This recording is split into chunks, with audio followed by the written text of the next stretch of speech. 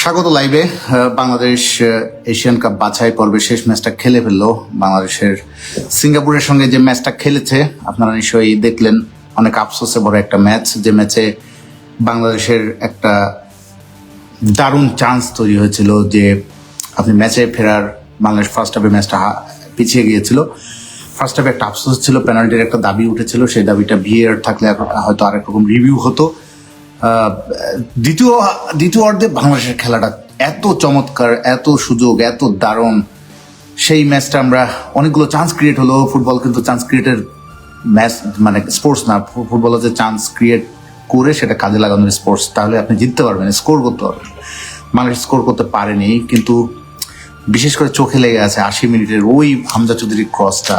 উফ, কি দুর্দান্ত একটা ক্রস, একদম মাপা ক্রস। মোরসালিনের পায়ে, সরি মেরাজুলের পায়ে, মেরাজুল জাস্ট টাচ করেছে, নাইস প্লেসিং, পোস্টে লেগে ফিরে এলো। আমাদের দুর্ভাগ্য, জাস্ট মিস ফরচুন, মানে ব্যাড লাক, আর কি বলবো, হার্ড লাক। গোলটা হয়ে গেলে বাংলাদেশে আছে কত বড় একটা প্রাপ্তি নিয়ে ফিরতে পারতো। সিঙ্গাপুরে 30,000 দর্শক, তার মধ্যে 6,000 বাংলাদেশের প্রবাসী, আর হাজার হাজার সিঙ্গাপুরিয়ানদের সামনে বাংলাদেশের জেতার একটা চান্স আমরা হাতছাড়া করে ফেললাম। অনেক ভালো খেলেছে বাংলাদেশ সেকেন্ড হাফে, অনেক দুর্দান্ত, অনেক চান্স ক্রিয়েট করেছে। তার মধ্যে দু একটা প্রশ্ন আছে। একটা প্রশ্ন আমরা অনেক জায়গায় ঘুরছে, আমরা দেখছি সোহেলের হাতে অধিনায়কের আর্মব্যান্ড। যখন আমরা সেট পিস দরকার, যখন আমাদের লং ক্রস দরকার, যখন আমাদের লং বল দরকার, তখন আমাদের দলে জামাল ভাইয়ের মতো একটা ক্যাপ্টেন আছেন যিনি অলওয়েজ ক্রস, লং বলে সবসময় দারুণ, কর্নার কিক, সেট পিস, সবসময় আমরা জামালের উপর ভরসা করি। জামালের এইসব শটে আলাদা একটা দক্ষতা। সেখানে আমরা জামাল ভুঁইয়াকে নামালোই না, এবং উল্টো সেখানে সোহেলকে পুরোটা মানে ক্যাপ্টেন্সি দেখলাম। পরে রহমত মিয়ার নামতে দেখলাম শেষ মুহূর্তে, সোহেলের জায়গায় আর্মব্যান্ড রহমত মিয়া। এই প্রশ্নটা অনেকে ঘুরপাক খাচ্ছে। আর সামগ্রিকভাবে আসলে বাংলাদেশ ভালোই খেলেছে, আমরা বলবো ভালো খেলেছে বাংলাদেশ। এত চান্স ক্রিয়েটিং, এত প্রেশার তৈরি করেছে সিঙ্গাপুরের উপরে। বিশেষ করে 80 মিনিটে কিন্তু ওই শটটাতে সাদ, আজকে আমি ডিফেন্সে সাদ যা করেছে তাতে ভালো খারাপ বলা যাবে না, সাদ ভালো করেছে ডিফেন্সে। কিন্তু ওই যে সুযোগটা তৈরি হয়েছিল, মিরাজুলের যে বলটা ফিরে এলো, রিবাউন্ডিং, ওই শটটা, মিরাজুলের বলটা যখন ফিরে এলো পোস্টে লেগে, তখন কিন্তু সাদের আরেকটা চান্স ছিল। সাদ একদম হাওয়ায় ভাসিয়ে এমন জায়গায় মারলো, আমি বুঝলাম না, মানে সাদ তখন জাস্ট তার সামনে আরেকটা, সেও কিন্তু একটা নিতে পারতো, এবং তখন আরো একটা চান্স আমাদের জন্য তৈরি হতে পারতো। যাই হোক, আমাদের অনেক হতাশায় ভরা। আরো কিছু জায়গায়, দু একটা জায়গায় গেম সেন্স, যেমন 50 মিনিটে হামজা চৌধুরী যখন আরেকটা অ্যাক্রোবেটিক শট নিতে গিয়েছিলেন, একটা অনেকটা হাওয়ায় ভাসিয়ে একটা ভলি শট, দুর্দান্ত একটা ভলি শট হতে পারতো, সেই শটে হঠাৎ তার সামনে জুনিয়র তপু, শাকিল আহাদ তপু তার সামনে এসে পড়েছে, শটটা সে নিতে পারেনি।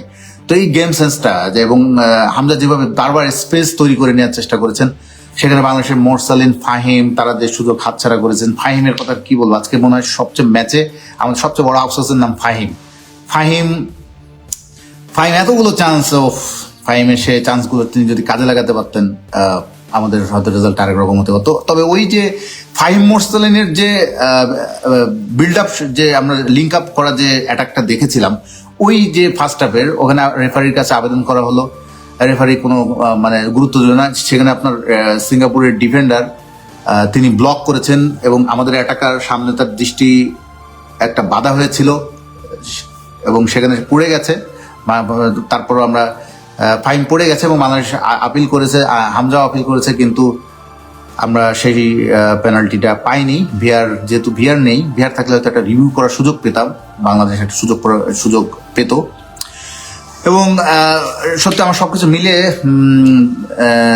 জামাল ভুঁইয়ার জন্য একটু খারাপ লাগছে। এত সুন্দর ম্যাচে জামালকে একটা সুযোগ জামাল পেতে পারতো। আমরা দুইটা চান্স আমার কাছে মনে হয়েছে, 39 মিনিটের চান্সটা আর 80 মিনিটের চান্সটা।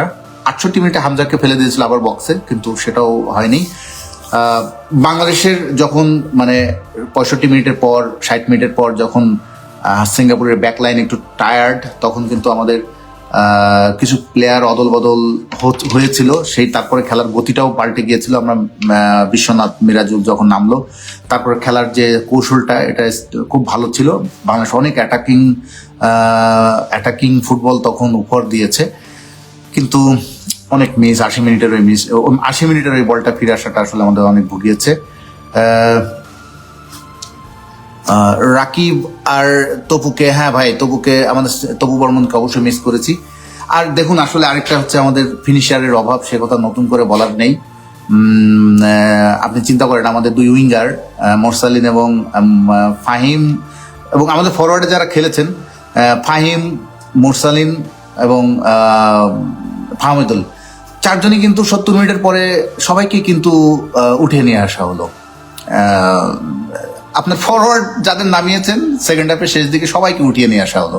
তার মানে আমাদের একটা ভালো গোলদাতার কি সংকট, এই আর কি। তো শেষ মুহূর্তে আমাদের তারপর মিরাজুল আমাদের একটা প্রসপেক্ট হিসাবে দেখা দিয়েছে এই ম্যাচে, এটা আমাদের একটা বড় আশা। নেক্সট যখন এফসি এশিয়ান কাপ বাছাইটা শেষ হয়ে গেল সিঙ্গাপুরের এই ম্যাচটা দিয়ে, আমাদের